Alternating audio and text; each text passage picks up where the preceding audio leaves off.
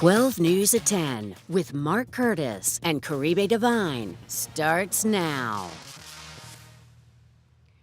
Last week, we showed you this shocking video of an explosion in a Mesa neighborhood. It happened after a person was seen on camera throwing a large firework towards the home. Tonight, we're learning new information about the two men who police say were responsible. Good evening, and thanks so much for joining us for 12 News at 10. I'm Caribe Divine. And I'm Mark Curtis. The explosion led to extensive damage and injured the homeowner. 12 News journalist Bianca Bono has been digging into the suspects. She's live outside the Mesa Police Department tonight. Bianca? Yeah, Mark Caribe, the suspects are 18 and 19 years old. I've obtained court records that show one of them has multiple prior charges, including aggravated robbery and stealing a car.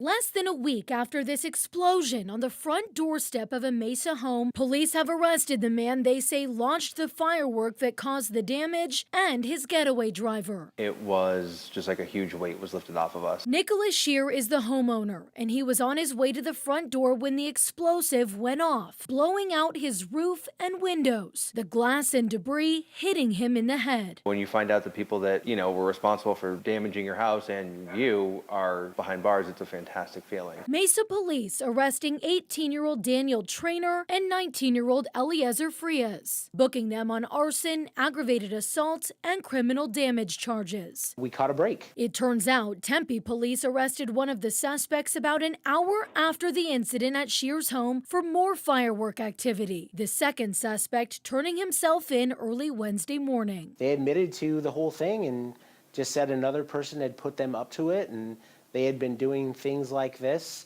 where they were just popping off fireworks. This not Frias' first run-in with the law. In February of last year, he was arrested accused of assaulting a victim with 3 other suspects, then robbing them. In July, he was charged with stealing a Kia, and in March of this year, he was sentenced to 18 months of probation. If you play stupid games, you win stupid prizes. As for Shear, We're looking at anywhere between $30,000 and $50,000 in damage. he's working with insurance to repair his home, but thanks to these arrests, he says it can now feel like home again. When you feel like a prisoner in your own home, it's not a good feeling. This is the first time I've smiled in 5 days. It's so good that this family can have some closure. But Bianca, at this point, do we know what the motive was? At this point, Caribe, it looks like this was random. In the video, it looks like it was a targeted attack, but both Mesa police officials and Shear say it appears these suspects were doing this at random.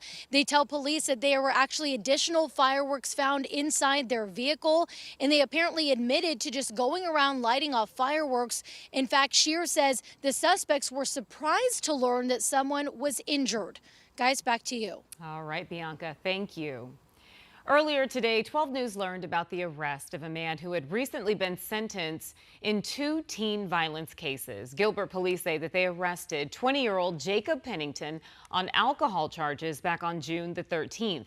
Now, earlier that day, Pennington was sentenced in Maricopa County Superior Court for his role in an assault in Gilbert back in 2022. Court documents show that once officials learned of the new arrest, a motion was filed to revoke his probation.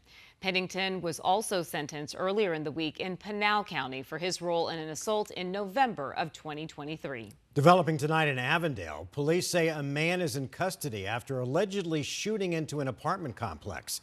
It happened near Dysart and Buckeye Roads. Multiple 911 calls were made around 5 o'clock this evening when police arrived there. They say the scene was littered with shell casings. Police said the shooting damaged some apartments, but thankfully there were no injuries. Well, the valley is bracing for dangerous temperatures starting tomorrow when an excessive heat warning goes into effect, and we could even see some monsoon storms in parts of the state.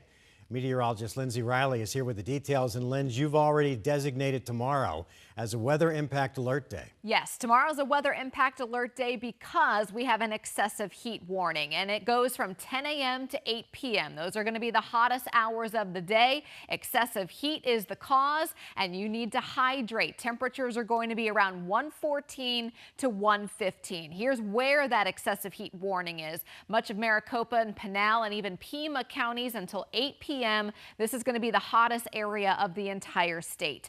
Now you can see our Thursday forecast, even 90s around Sedona, Prescott, Payson, 114 here in the valley, 110 around Lake Havasu.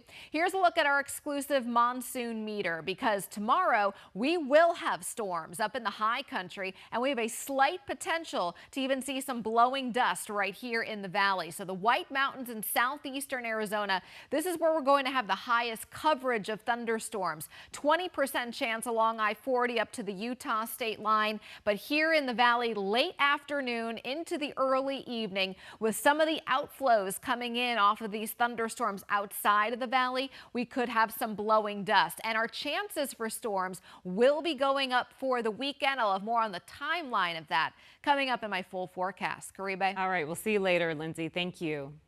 It's an issue all over the valley, and tonight animal rescue groups are calling it a crisis. They say that feral cats are becoming way overpopulated in several cities, creating a serious nuisance for residents, which is why local officials are now taking action. Team 12's Chase Golightly is joining us live in Mesa after speaking with cat rescue groups. And Chase, that they say that this is desperately needed.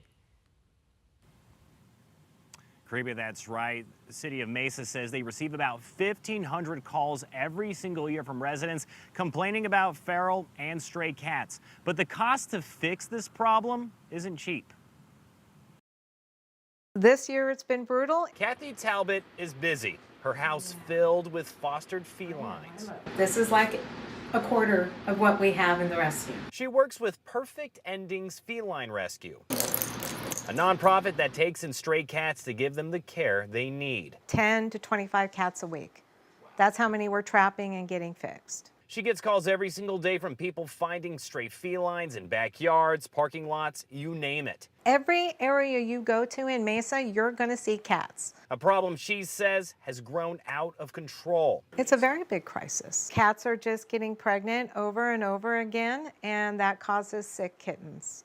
And that's what we have a lot of. Even with other rescues like hers doing what they can. I can't take in everybody's cats. Which is why she's relieved Mesa is now taking action with a new program to trap, neuter, and release these feral cats. And it will also help the overall health of the neighborhood. Animal control officials discussed the program during a recent city study session, saying they modified it after a similar one in Tempe, which fixes about 1,500 cats a year. The participant will trap the cat, we'll then take it to a vet facility to have it spayed or neutered, and then that participant will return the cat back to the neighborhood in the colony where that cat came from. But the cost to get traps, workers, and veterinary services comes out close to $350,000 a year. Money the city has already set aside to start the program, with animal control officials saying current funding will allow them to spay and neuter about 2,400 cats a year. It's a start. I will gladly be part of that process. Gilbert is also looking into something like this, but Talbot believes there needs to be a valley-wide solution. It just needs to happen all over. It's not just the East Valley. Now, I did speak to some residents living here in Mesa about that $350,000 price tag, and they believe it's just way too much to solve this problem. They understand that Mesa does have an issue when it comes to feral cats, but again, just think that price tag is a little too high. There's no set time on when this program will start, but again, it is slated for the budget, which is set to start the beginning of July. We're live in Mesa tonight. Chase Golightly, 12 News. All right, Chase, thank you. Now to Decision 2024 as we look ahead to the November election. Vice President Kamala Harris will make a campaign stop in Phoenix on Monday, marking the second anniversary of the U.S. Supreme Court's Dobbs decision that overturned a woman's right to get an abortion. Her visit is part of the effort to make reproductive rights a centerpiece of President Biden's re-election campaign. It comes as Arizona is expected to be a key battleground state in the race for the White House. And we want to hear from you on Decision 2024. So grab your phone and then scan the QR code at the bottom of your screen. We want to know what issues matter most to you in this election. You'll be directed to a special survey on Decision 2024. You can also see that information by going to 12news.com/tell12. We'll have the results of the survey for you next week, ahead of the first debate between former President Trump and President Biden. Tonight, America took time to honor Juneteenth. On this day in 1865, slaves in Texas learned that they were free. 2 years after, President Lincoln had already signed the Emancipation Proclamation. Celebrations have been underway since the weekend. Tonight, the city of Mesa held its very first Juneteenth celebration. 12 News journalist Jonathan McCall is live for us at Mesa Community College, where the festivities just wrapped up. Hey, Jonathan. Hey, Mark, I wish you guys could have been out here. It really was an incredible night filled with so many people coming out here, not only for a party, but also to get a history lesson. You can call it a party with a purpose. A lot of people didn't know about this holiday, and a lot of people still don't know about it. Keisha McKinner is on a mission to help more people understand the significance of Juneteenth. They don't know the significance. They don't know why we celebrate this. It was on this day back in 1865 when 250,000 slaves in Galveston, Texas, finally learned they were free 2 years after the Emancipation Proclamation. Wednesday night, the city of Mesa honoring the holiday by hosting its very first Juneteenth celebration. McKinner, who leads the Mesa East Valley MLK Committee, spearheaded the event, which featured vendors, artists, access to resources, live music, and much more. It is a special holiday for me because my ancestors were enslaved. Glenda Lipscomb said the day for her is all about celebrating a day of joy and freedom. So I want to be out here and partying for my ancestors. The event also providing a lesson in American history. We hear the noise and we want to go see what's happening. So. And you walked into a party and an education lesson in American history. Absolutely. That's great, man. This man from Italy on his way to dinner and stumbled upon the fun and the lesson. And see people having fun, honestly.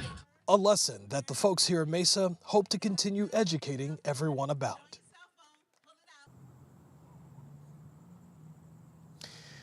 And again, that party wrapping up just about 30 minutes ago here in Mesa. The folks here who spearheaded that event, members of the Mesa East Valley MLK Committee, say they're already looking forward to next year's event as well. For now, we're live tonight in Mesa. Jonathan McCall, 12 News. All right, Jonathan, thank you. Still ahead, drivers